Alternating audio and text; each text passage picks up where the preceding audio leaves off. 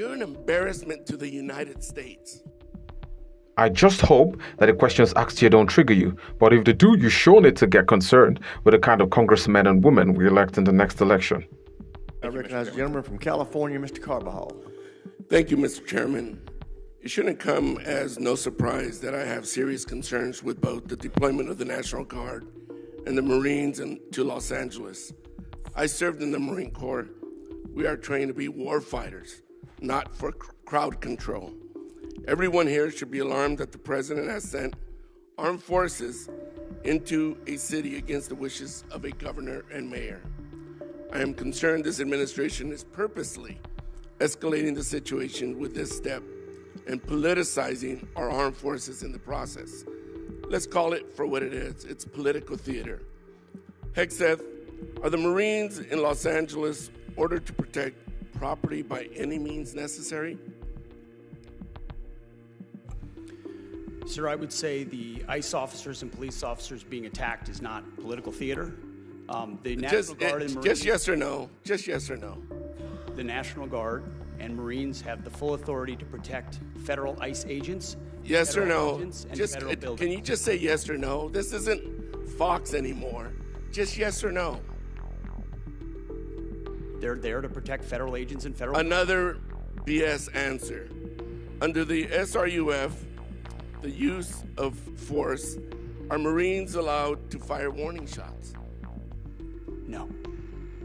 Now that's more like it. Isn't that easy?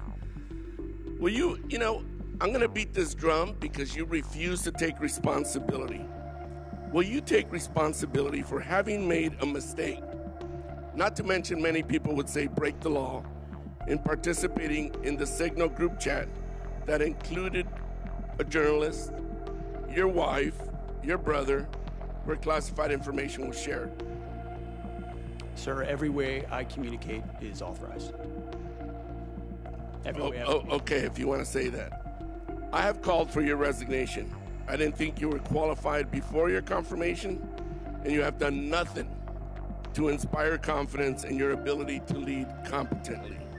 You broke the law in sharing classified information, and in doing so, endangered the lives of our service members that you are responsible for. Your inability to hold yourself accountable makes you incapable to lead. This alone makes you unfit to be the Secretary of Defense. Secretary, do you think the United States should continue supporting Ukraine in its fight against Russia, a nation that is hostile towards the United States? Well, as you know, sir, President Trump is committed to peace. No, I just want yes or no answers. Today, the United States has spent billions of dollars. Yes or no? Yes or no? Over years. Just yes or no. Can I get a yes or no out of you? We continue to send. Come on. Residential drawdown. It's that easy. Kindergartners can give me a yes or no. Yes or no. Yes, we support peace in Ukraine. Come on. Is this really leadership? You're an embarrassment to the United States. What? This has to be one of the most preposterous statements I've heard a congressman make. Like, who really needs his validation? Too bad this is what the government appointees have to face as part of checks and balances.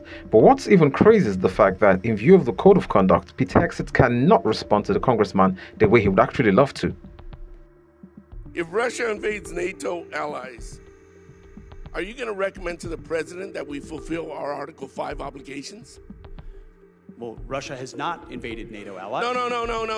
President Trump. No. I reclaim my time. Yes or no? It's that simple.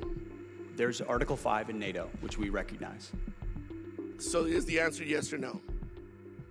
That's what Article 5 is, yes. Good. I'm glad you brought yourself to saying yes. Do you think political allegiance to Trump is a requirement for serving our nation, either in uniform or a civilian in the department? I'm incredibly proud, as there are millions of Americans. No. Not today, Hegseth. Yes or no?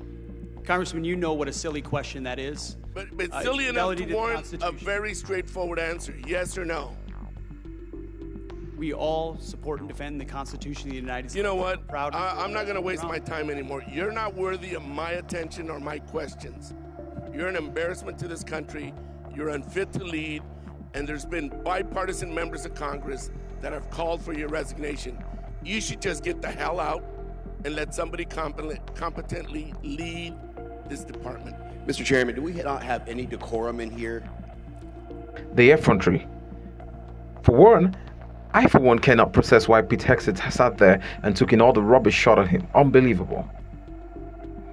Just maybe Pete Hegseth's decision to, remain calm may have been born out of its deep respect for a fellow ex-veteran, but this went way overboard, and I certainly feel that Pete Hegseth needs to seek redress. Surely not a way to speak to anyone, particularly not a government appointee.